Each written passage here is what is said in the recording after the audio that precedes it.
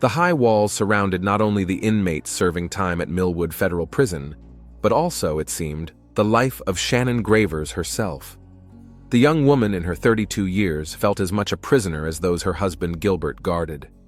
The only difference was that her cell was a spacious house on a hill overlooking the prison complex. Shannon stood at her bedroom window, watching the sun slowly sink below the horizon, coloring the sky in shades of orange and purple. The window overlooked the small town of Millwood and the gray jail building towering over it, the most significant employer in the county. She sighed, absent-mindedly twisting a strand of her brown hair around her finger. Again, Gilbert was late for work. "You promised to be here by 6, she muttered, glancing at the wall clock, which showed it was almost 8 in the evening.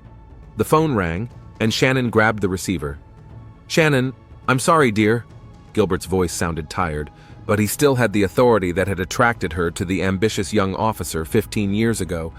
"There's a problem with the new prisoner transportation. I'll be late. Don't wait for dinner." "You said the same thing yesterday, and the day before that," Shannon remarked, trying to control the disappointment in her voice. I know. We'll talk about it this weekend, I promise. Love you." Shannon hung up the phone, feeling a familiar emptiness fill her chest. Outside the window, Millwood Prison shone with lights like a beacon, the lighthouse that had taken her husband away from her. The Millwood Prison Library was transforming before her eyes. In 3 weeks of combined effort, Shannon and Zachary had transformed a cluttered room of haphazardly arranged books into an organized space with a clear cataloging system. Bookshelves were now neatly labeled, new titles were available, and a small reading area with a few tables and chairs was set up in the corner of the library. This Tuesday, Shannon arrived earlier than usual. Opening the library door with her special pass, she found Zachary alone, sitting at a far table, fully immersed in his reading. When he heard the sound of the door opening, he looked up and his serious face softened. "Mrs. Gravers, you are early today," he remarked, closing his book. "Please, when we're alone, call me Shannon," she asked, coming closer. "What are you reading?" Zachary showed her the cover, The Count of Monte Cristo by Alexandre Dumas. "Surprisingly appropriate reading for a prisoner, don't you think?" he said with a touch of irony. Shannon smiled, setting her bag on a nearby table. "Planning an escape and revenge?" "Oh no," Zachary shook his head seriously. "More like trying to figure out how a person can preserve themselves while imprisoned, without turning into an animal." There was so much genuine sincerity in those words that Shannon was confused for a moment. She'd grown accustomed to having intellectual conversations with Zachary in recent weeks, but now she was seeing another side of him, a vulnerable, real side. "You're not going to turn into an animal," she said quietly. "Not with your mind and..." "I?" He raised an eyebrow when she faltered. "And heart," Shannon finished, slightly embarrassed. "I've seen you work with those learning to read. You show real patience and kindness."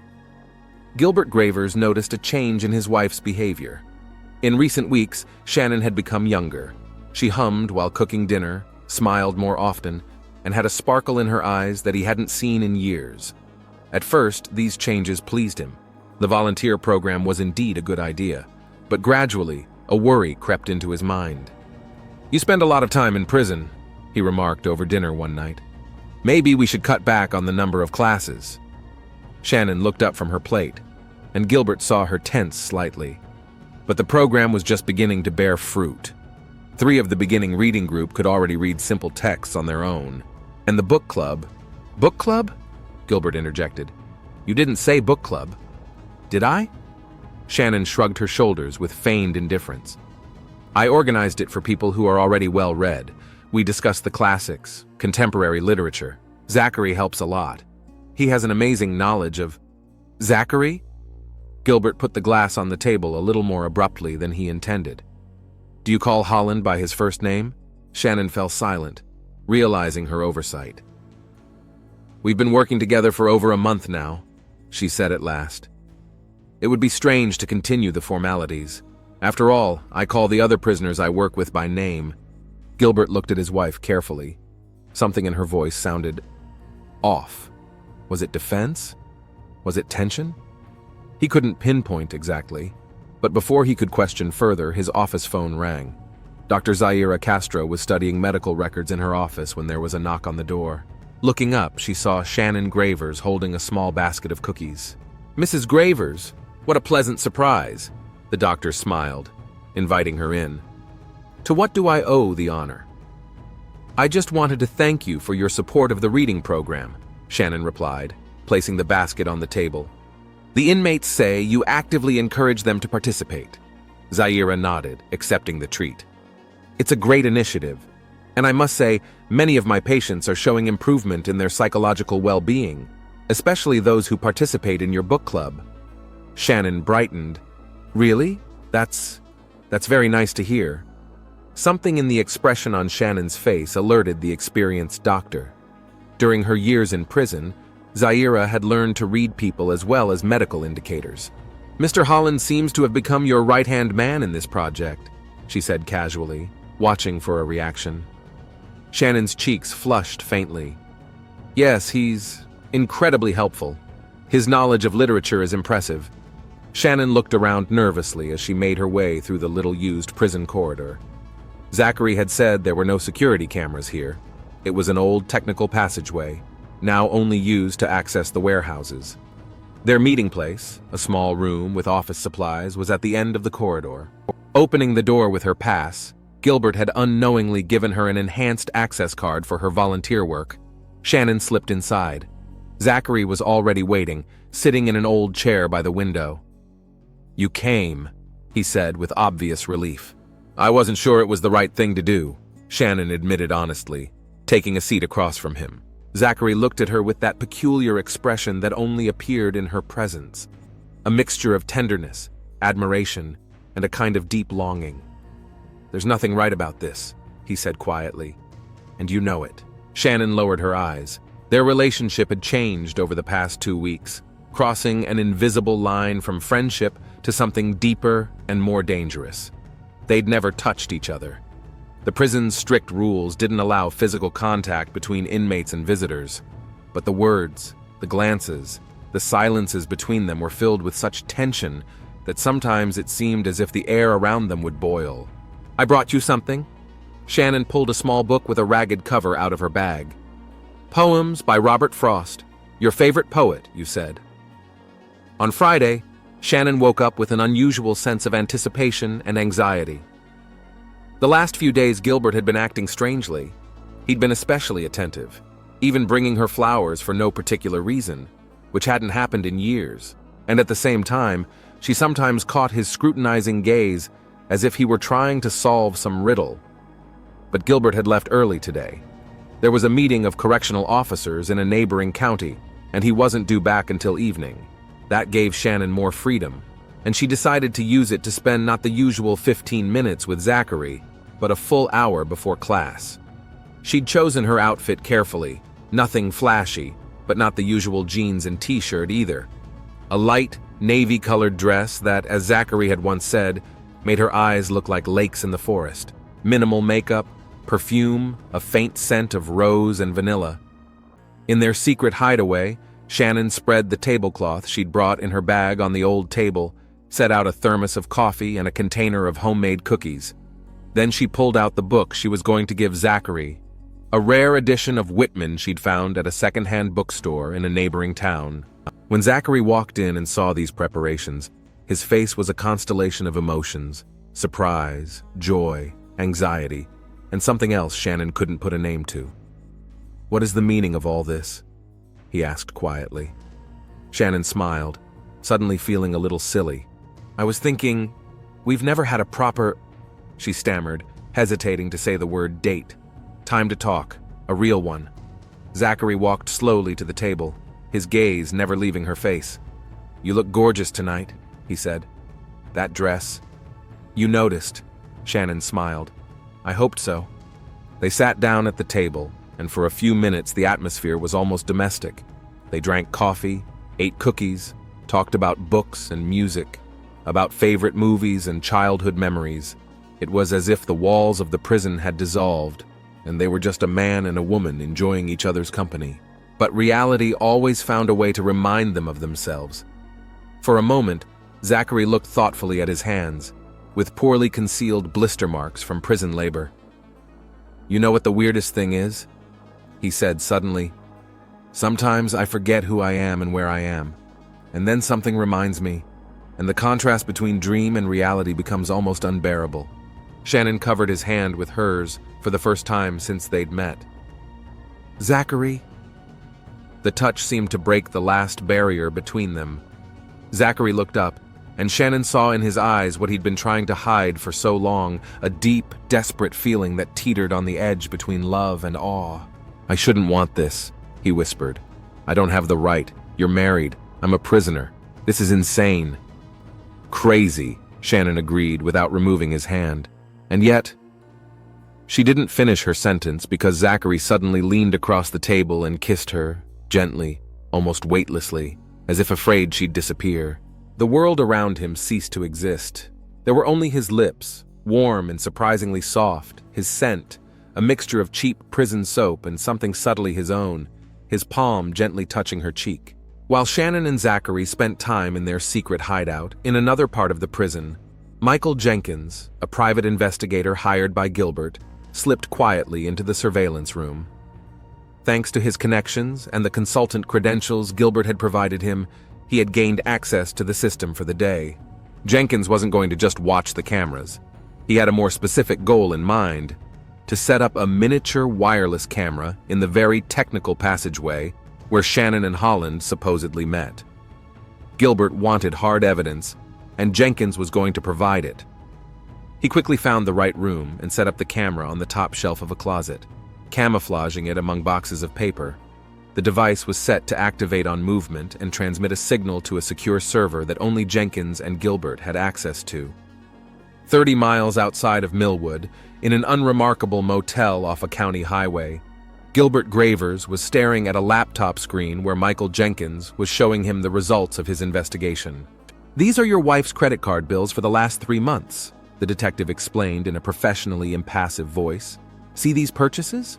Bookstores specializing in rare editions, a candy store in Ridgeville, a flower store." Gilbert nodded silently, his face impenetrable, though inside he was seething. "And here's the footage from the camera we installed," Jenkins continued, switching the video. "This is footage from the day before yesterday. The time is an hour before school officially started." Shannon enters, spreads a tablecloth on an old table, sets up a thermos and some containers. Holland shows up a few minutes later. They're talking, drinking coffee, and then something heartbreaking happens. And then something happens that makes Gilbert's heart clench. Shannon touches Holland's hand, and he leans across the table and kisses her. Jenkins delicately stops the video. "There are other recordings, but I believe you've seen enough." Gilbert slowly closed the laptop. "Yes, more than enough." His voice sounded steady, but the fingers gripping the chair's handle turned white with tension. "Anything else?" "There's something else you might be interested in." Jenkins opened the folder and handed Gilbert several sheets. "I checked Holland's medical records before he went to prison and the latest test results. This is delicate point." Gilbert ran his eyes over the documents and his face changed, as if his mask had cracked, exposing raw, dangerous rage. "HIV positive?" His voice dropped to a whisper. "And he knew about it?" "The records show the results of the last test were reported to him 2 weeks ago," Jenkins confirmed. "I realize that makes a difference. If there really was physical intimacy between them." On the same day that Gilbert received irrefutable evidence of infidelity, Dr. Zaira Castro was reviewing medical records in her office when there was a knock at the door. Looking up, she saw Shannon Gravers holding a small basket of apples. "Dr. Castro, I was wondering if you could—" "Zaira, what's wrong? You look like you've seen a ghost." Zaira quickly closed the folder and invited Shannon in, trying to collect her thoughts. Protocol demanded doctor-patient confidentiality. But what if the life of the woman standing before her was at risk? "Sorry, just thinking about work," she replied, accepting the basket. "Thank you for the apples. That's very nice of you." Shannon smiled, but her smile didn't reach her eyes. Zaira watched the warden's wife carefully, noticing signs she'd missed before: the slight pallor, the shadows under her eyes, the nervous twitching of her fingers. "Shannon," Zaira began cautiously, Have you been feeling well lately? Of course, she answered too quickly. Why do you ask? Just a professional habit, Zaira shrugged. You look a little tired. Shannon looked away. Insomnia, nothing serious. Zaira nodded, but the anxiety in her soul only increased. She had to act, but how? A direct breach of confidentiality could cost her her license. On the other hand, if she kept silent, the consequences could be far worse. Shannon, Zaira said slowly, I think we need to talk. Not as a doctor and the warden's wife, but as woman to woman. Shannon sat on the edge of the bed, clutching the test results paper in her hands. Her world was crumbling, shattering into splinters. HIV positive. 3 little words that had blown everything out of proportion. The conversation with Zaira Castro replayed over and over in her head. I can't disclose medical information about patients, Shannon. But as a woman and as a doctor, I'm asking you, get tested, and if there have been any risk situations, start preventative treatment immediately. Shannon immediately realized what Zaira was talking about, just as she realized who the source of the risk situation was. She had left the prison immediately and gone to a clinic in a neighboring town where no one knew her, and now she held the result in her hands. Tears rolled down her cheeks. How could Zachary? Had he really known? Had all this time he'd been talking about love, about the future, had he known he was potentially putting her at mortal risk? A wave of anger mixed with despair rose in her chest. She felt betrayed, used, destroyed. That single physical contact between them, their kiss and light touch, was unlikely to lead to infection. But there were other moments. In the last 2 weeks, their meetings had become more intimate. They hadn't gone far, but enough to make the risk real. Shannon stood up and walked over to the mirror. A pale face with tear-reddened eyes stared back at her. What had she become? A woman who cheats on her husband with a prisoner? A foolish, gullible fool who believed the beautiful words of a convicted crook? I had to do something. Talk to Zachary, find out the truth, find out if he knew, and then I had to confess everything to Gilbert. Explain the illness, beg for forgiveness, start treatment. Shannon looked at her watch. Tomorrow was Tuesday, the day of their usual meeting with Zachary. She would be there, and this time the conversation would be very different. The next day, Shannon nodded habitually to the guard at the entrance and made her way to their secret meeting place. Opening the door, she was surprised to find Zachary already waiting for her there. He usually came in a few minutes after her. We need to talk, they said at the same time. There was a moment of awkward silence, and then Shannon pulled the paper with the test results out of her bag and placed it on the table between them. Explain this to me. Her voice shook with restrained emotion. Zachary turned pale when he saw the document. You know, he whispered. Dr. Castro hinted to me. Shannon tried to remain calm, though everything inside was screaming. Tell me the truth, Zachary. Did you know when we... Yes, he answered quietly, not looking up. I found out 2 weeks ago. Shannon felt her knees go weak. She sank back in her chair, feeling a wave of nausea rise to her throat. And you were silent. It wasn't a question. All this time you kept seeing me, knowing you could make me sick. I was going to tell you today, Zachary said hastily. I swear, Shannon, I've been waiting to tell you in person. I was a coward, I know, an unforgivable coward. Coward? Shannon stood up, her eyes glittering with anger. You risked my life. You condemned me to this. She pointed to the test result. All your talk of love, of caring, it was a lie. Zachary stepped toward her, his face contorted in pain. No, Shannon, I love you. More than anything in the world, I couldn't lose you. Not right away. I wanted a little more time. Time? She grinned bitterly. Did you think of the time you still had left with me? Did you think about my time? My life? At that moment, the door swung open, and Gilbert Gravers entered the room. His face was a mask of cold calmness, but his eyes burned with such terrible fire that Shannon instinctively backed away. Gilbert, she breathed out. What are you... Quiet, he said quietly, not looking at his wife. His gaze was fixed on Zachary. Prisoner Holland, are you familiar with the isolation procedures for high-risk prisoners? Time flows differently in prison. Minutes stretch into hours, days merge into weeks. But that night, time seemed to stand still for Zachary Holland as Gilbert Gravers personally escorted him to the lockup. "For your safety," the warden said as he closed the heavy door. The disturbance could last for some time. Zachary sat on the narrow bunk, trying to process what had happened. Shannon found out about his diagnosis.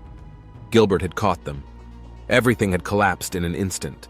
And now the isolation room seemed not a defense, but a prelude to something far worse. After about an hour, footsteps were heard in the hallway. Zachary looked up, expecting to see a guard, but Gilbert appeared in the doorway, alone. "You're breaking the rules, Mr. Gravers," Zachary said quietly, noting the lack of witnesses. "Where's security?" "Busy with the riots," Gilbert answered, closing the door behind him. "It's amazing how quickly rumors of a rat spread among the prisoners, especially if those rumors are help." Zachary rose slowly. "You set up the fight. You're smarter than you look." Gilbert pulled a syringe out of his pocket. "Do you know what this is?" "I can guess." Zachary stepped back against the wall. "Sedative?" "That's right," Gilbert nodded. "To make things go civilized." "Look," Zachary held up his hands. "I understand your anger. I deserve to be punished. But Shannon—" "Don't say her name." Gilbert raised his voice for the first time. "You gave my wife a deadly disease. You destroyed our family. And you think you can just apologize?" "No," Zachary shook his head. "But I can try to make things right. Let me talk to her again. Convince her to take a preventative course. Maybe it's not too late." "It's too late," Gilbert cut him off. "She tested positive." The doctor confirmed it. Zachary turned pale, slumping back in his bunk. "Oh my God." "Yeah, think of God. You're gonna need this." Gilbert stepped closer. "On your knees." "What?" "On your knees," Gilbert repeated, pulling a prison sheet from his pocket. "We're gonna fake your suicide. There will be fewer questions." Zachary looked into the warden's eyes and realized he was looking at a man who had crossed the line. Gilbert had made his decision, and he wouldn't back down. "May I have the last word?" Zachary asked. "Go ahead," Gilbert said. "I really loved her," Zachary said quietly. "For the first time in my life, I really loved her. And I understand your pain." Something flickered in Gilbert's eyes, a shadow of humanity that flashed and vanished. "On your knees," he repeated. Zachary obeyed. He wasn't going to beg for mercy. He deserved his punishment. His last thought was the image of Shannon Knott, pale and weeping as he'd seen her today, but smiling with shining eyes, reading poetry in their secret hideaway. When the needle entered his neck, he did not resist. The morning sun was barely breaking through the heavy clouds as guard Jim Randall made his rounds of the isolation ward. When he opened the door of Holland's cell, he froze on the threshold, unable to believe his eyes. The prisoner was hanging from a makeshift noose attached to a ceiling pipe. His face was blue, his eyes rolled back. On the floor was a piece of paper, a suicide note. "Code Blue!" Jim shouted into the radio. "Cell 3! Prisoner hanged himself!" 15 minutes later, the prison was buzzing with rumors. A famous inmate, a financial fraudster, had committed suicide. No one connected the event to last night's riots. No one recalled the warden's strange order to personally escort Holland to the lockup. No one except Dr. Zaira Castro, who had been called in to pronounce him dead. Examining the body, she frowned as she noticed a tiny injection mark on the neck. It was an odd place for an injection. Usually prisoners received medical procedures in the forearm. "Is something wrong?" Gilbert, standing nearby, asked. "No, sir," Zaira replied, meeting his gaze. "Everything is clear." 2 days after Zachary's death, when the official investigation had ruled it a suicide, Detective Shauna Gallagher from the county police department had arrived at Millwood Jail. A tall woman with short red hair and penetrating green eyes, she went straight to the warden's office. "Mr. Gravers," she held out her ID, "I'm Detective Gallagher. I've been assigned to investigate the death of inmate Zachary Holland." Gilbert looked surprised. The investigation's already been completed, suicide. And yet the county felt it was necessary to conduct an independent review, Shauna replied in an even tone, "given the status of the deceased and the circumstances of the death. What exactly are your concerns?" Gilbert gestured for her to sit down. Altogether, Shona took out a notebook. A relatively well-off inmate participating in social programs suddenly decides to take his own life, rioting on the day of death. Your personal order for his isolation. That's a lot of coincidences, don't you think? Gilbert remained calm. Holland had recently learned of his HIV positive status. I think that's reason enough for despair. Maybe, agreed Shona. I'll need access to videos, medical reports, and the ability to interview the staff, including your wife, who I understand ran the reading program with Holland. Gilbert's eyes narrowed for a moment. My wife is currently unwell and is not receiving visitors. That's too bad, Shona made a note. When she recovers, let me know. In the meantime, I'd like to start with a tour of the scene. The isolation ward looked sterile and clean when Shona entered it, accompanied by a guard. Too clean for a prison cell. Who did the cleanup after the body was removed? She asked. Inmates from the utility block, the guard replied. Standard procedure. Shona slowly walked around the small space, scrutinizing every corner. The ceiling pipe to which the sheet was tied looked sturdy. The chamber had been designed to minimize the possibility of suicide, and yet Holland had found a way. Or did he have help? I'd like to see the security footage from the hallway on the day of the death, Shona said. I'm afraid that's not possible. The guard was embarrassed. The cameras in this corridor were malfunctioning that day. Technical problems after the riots. Convenient, Shona remarked. And the other cameras? The ones that show the way from the administration wing to the isolation ward? We'll have to ask the head of security. Shona nodded and made another note, then squatted down, scrutinizing the floor. Something caught her eye, a tiny dark spot in the corner that had been missed in the cleanup. She pulled out tweezers and an evidence bag. What are you doing? The security guard was alarmed. Collecting samples, Shona replied calmly. Standard procedure. That evening, Shona met Dr. Zaira Castro at a small cafe outside of Millwood. The prison doctor looked nervous, constantly looking around. Thank you for agreeing to meet informally, Shona said, as their coffee was brought to them. I'm risking my career, Zaira replied quietly. If Gravers finds out, he won't, the detective assured her. Tell me about Holland. Zaira took a deep breath. I noticed an injection mark on his neck. That's unusual. We always inject in the forearm. And also, the noose looked suspicious. It was tied too professionally for a man in a state of passion. Did you include these observations in your report? Zaira looked away. No, I was, scared. Shona nodded understandingly. Gravers is a powerful man in your small town. I see. What else can you tell me? Like Holland's relationship with Mrs. Gravers? Zaira's face changed. Is it relevant to the case? I don't know, Shona answered honestly. But I have a feeling that everything is connected here. Zaira was silent for a moment, then said quietly, there was a connection between them. I can't say for sure how intimate, but certainly more than between a volunteer and a prisoner. And Gravers knew? Yeah, hinted to him. When I found out about Holland's HIV status, I felt I had to warn him. Shona looked at the doctor carefully. When exactly was this? The day before Holland died. Zaira's voice trembled. Oh my God, do you think... I'm not thinking anything yet, Shona replied. I'm gathering facts, and I need your help, Dr. Castro, because something tells me that Zachary Holland's death was not a suicide. 5 days after Zachary Holland's death, Detective Shauna Gallagher sat in a small temporary office assigned to her in the Millwood Municipal Building. The walls of the room were hung with photographs, documents, and diagrams connected by red threads. At the center of this web were 3 photographs of Zachary Holland, Gilbert Gravers, and his wife Shannon. A phone call interrupted the detective's musings. Gallagher here. Detective, this is Carl from the Archives Department. I found the information you requested on Holland's background. Shauna put it on speakerphone and got ready to record. Go ahead, Carl. What's interesting? He did teach at Columbia, as he claimed. 2 years of modern American literature before he went into finance. The student reviews were rave. But there's something else. Before joining Global Trust, he had been a financial consultant at Meridian Investments. Shauna frowned. I've never heard of that one. No wonder. It went bankrupt 15 years ago after a high-profile scandal. And guess who one of the defrauded investors was? Gilbert Gravers? Shauna suggested, feeling her pulse quicken with excitement. Bingo! According to the documents, Gravers lost almost all of his inheritance there, about $300,000. Shauna leaned back in her chair, comprehending the information. So Gravers and Holland had known each other since before prison, and Gravers had a personal motive for revenge, in addition to the wife story.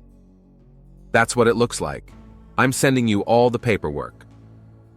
Hanging up the phone, Shauna went to the board and added a new red thread connecting the photos of Gravers and Holland, captioning it, "Financial Scandal, 15 years ago."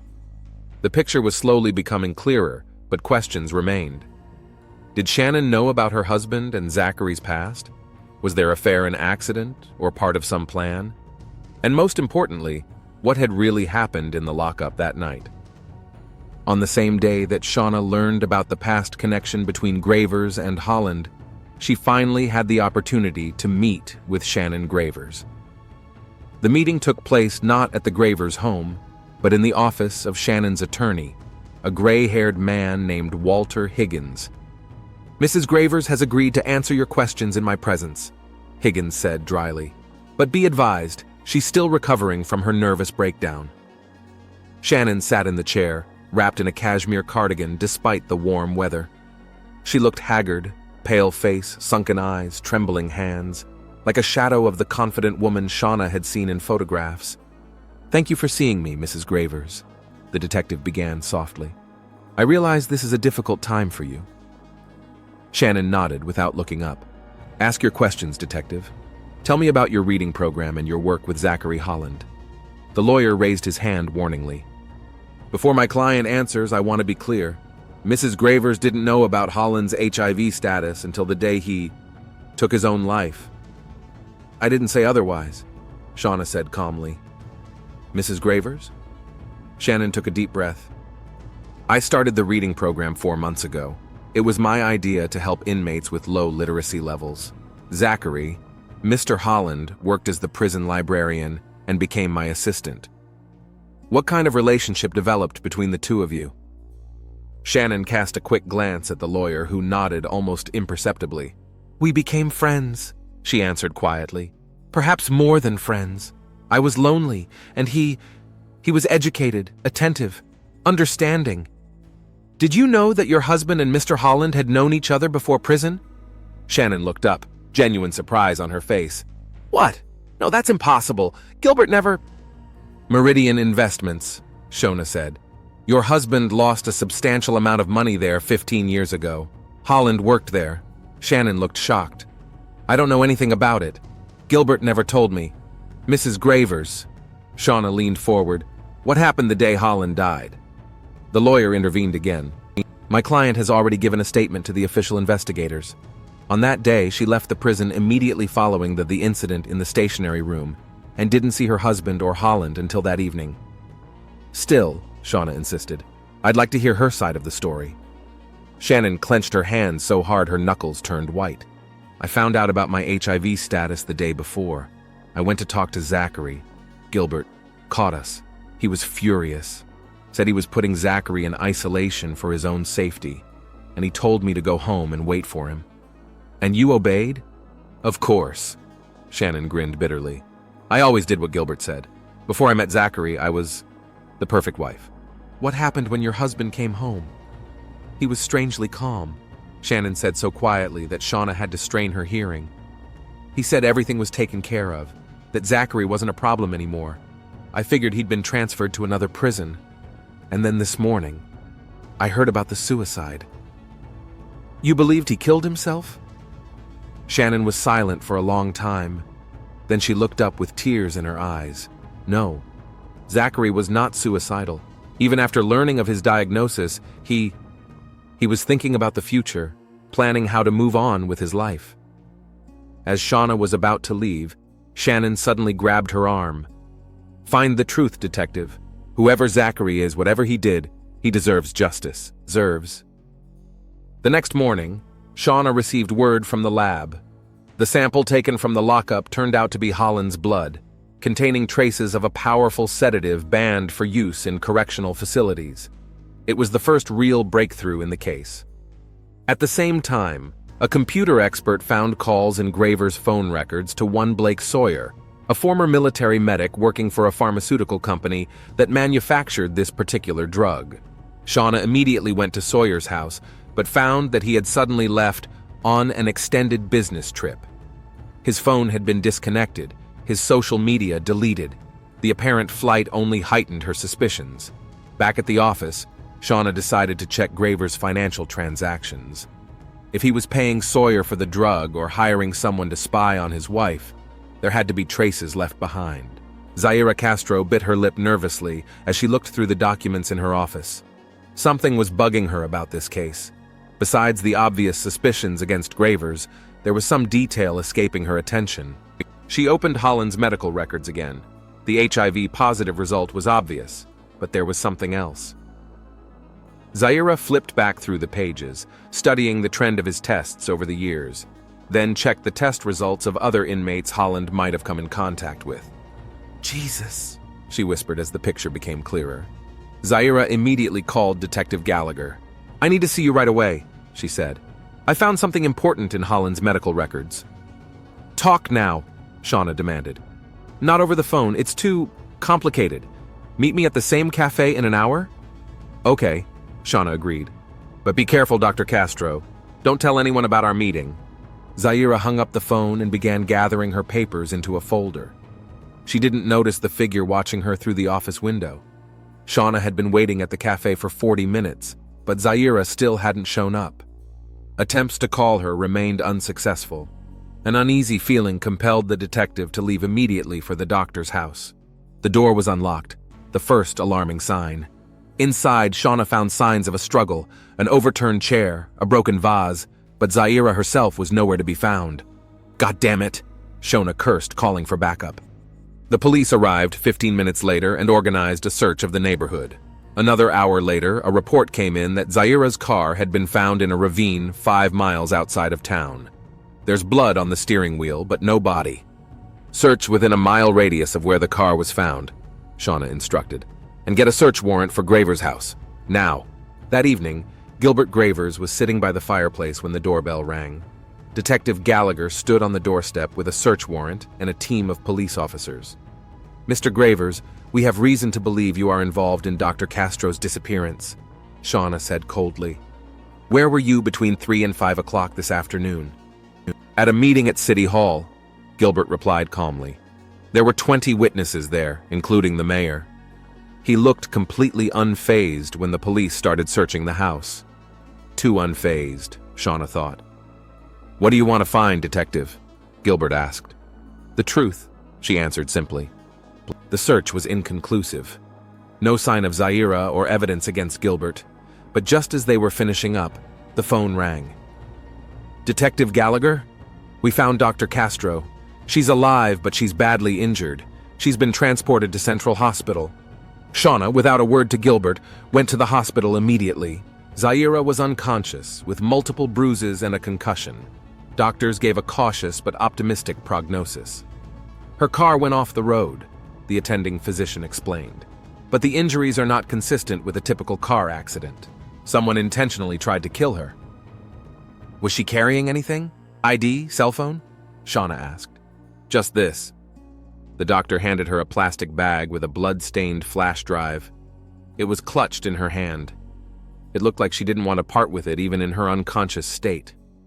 Shauna immediately went to the office to check the contents of the flash drive. It turned out to have medical records on it. Nothing special at first, until Shauna noticed a strange pattern. Holland's tests showed a negative HIV status during his last routine checkup. Then just 2 weeks later, positive. "That's impossible," Shauna muttered. "The incubation period is much longer." The next file was even more interesting. The tests had been faked. Zaira compared the original lab data with the ones that had gotten into the system. Someone had deliberately altered Holland's results to show HIV positive status, when in fact, he was healthy. God, Shauna exhaled, realizing the horror of the situation. Not only Holland, but also Shannon had been victimized by a monstrous lie. But who could have tampered with the results? Who had access to the system? And most importantly, why? The answer came unexpectedly when Shauna discovered the last file, a copy of an email from private investigator Michael Jenkins to Gilbert Gravers, dated 3 months earlier. Subject is at Millwood Prison. Inmate Zachary Holland, cell block C random. I doubt it. I recommend extreme caution. Shauna leaned back in her chair, stunned by the revelation. Gravers had known about Holland from the beginning, perhaps even arranged his transfer to Millwood. But why? Revenge for a financial scandal from 15 years ago? She glanced again at the doctored test results. Suddenly, it all made sense. Gravers didn't just know about his wife's affair. He'd set it up from the beginning. The transfer of Holland to his prison, the fake HIV diagnosis, maybe even pushing Shannon to create a reading program. This wasn't just revenge in a fit of rage.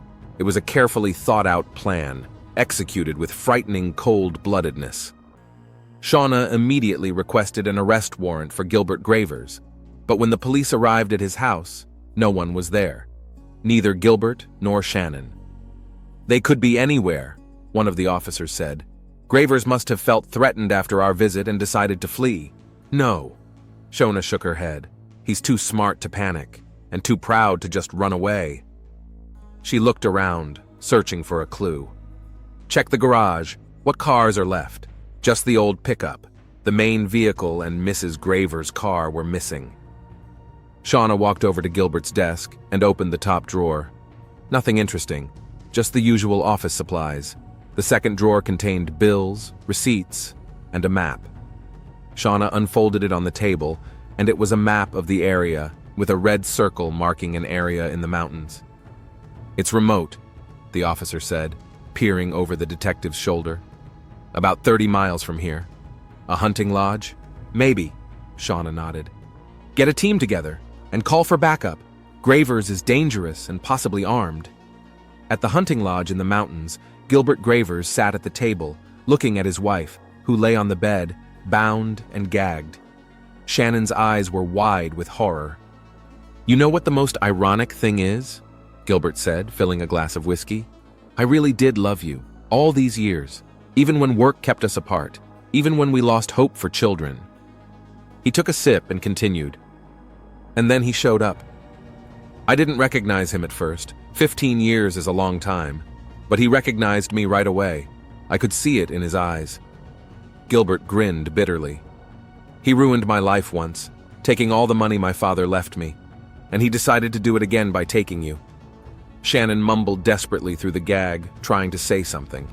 There's no need to talk, dear. Gilbert shook his head. I know he seduced you, exploited your loneliness, your vulnerability.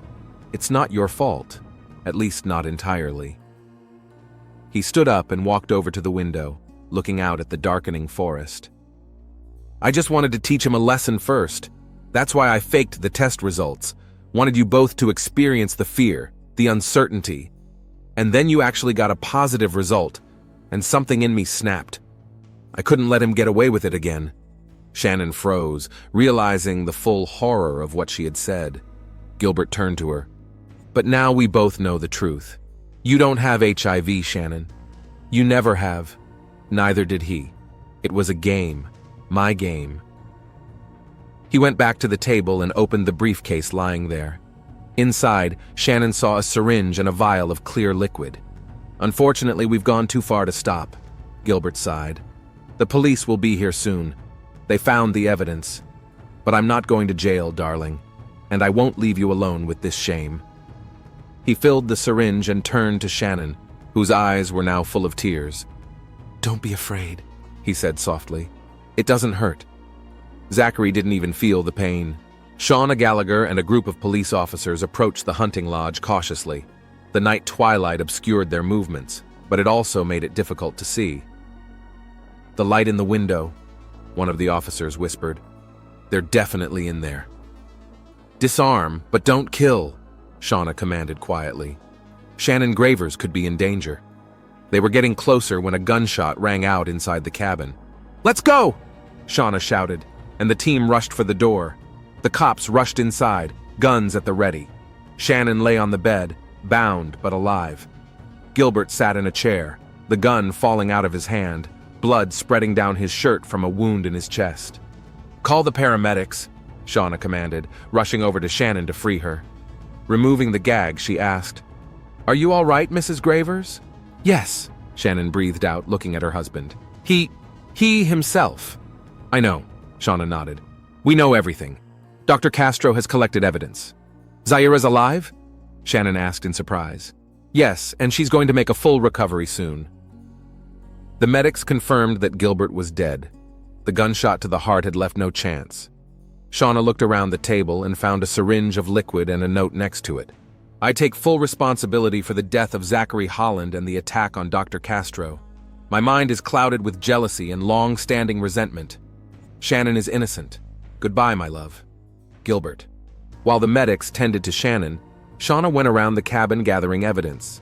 In the bedroom, she found a secret safe, and in it, a folder of documents, test results, financial transfers, photographs dated long before Shannon and Zachary's affair began, a complete chronicle of an obsession that lasted 15 years. 1 year later, Shannon Gravers stood at the window of her new apartment in Portland, Oregon. On the table lay an unfinished manuscript, her memoir of the terrible events that had changed her entire life. A phone call interrupted her musings. "Shannon, it's Shauna Gallagher. I just wanted to see how you were doing." "Thank you, Shauna. Much better. Therapy's helping. Writing too." "I'm glad to hear that." The detective sounded genuinely relieved. "Your husband's final hearing has been completed. All charges against you are officially dropped." "And Zaira? How is she?" "She's back at work, but she's back at City Hospital. She says she's done with prison." They talked for a few more minutes, and then Shannon went back to the window. The 15th floor overlooked the city that had become her new home, her new beginning. Some nights she still woke up with nightmares. She saw Zachary's face, his eyes full of pain and incomprehension. Gilbert's face contorted with rage and obsession. But with each passing day, those visions grew paler. Perhaps she would never fully recover from the trauma. Perhaps she would always remember the man she fell in love with in the prison library, and the husband whose vindictiveness had ruined 3 lives. But she survived, and continued to live, carrying the memory of those who could not. Somewhere a few thousand miles from Portland, in a small seaside town, Dr. Zaira Castro received an envelope with no return address. Inside was a short note. "Thank you for revealing the truth. I can finally let go of the past and find peace. Shh." Attached to the note was a book, a rare edition of Robert Frost's poems. Zaira smiled and placed the book on the shelf where the things dearest to her heart were kept. "The truth really is liberating," she thought, "even if it comes too late."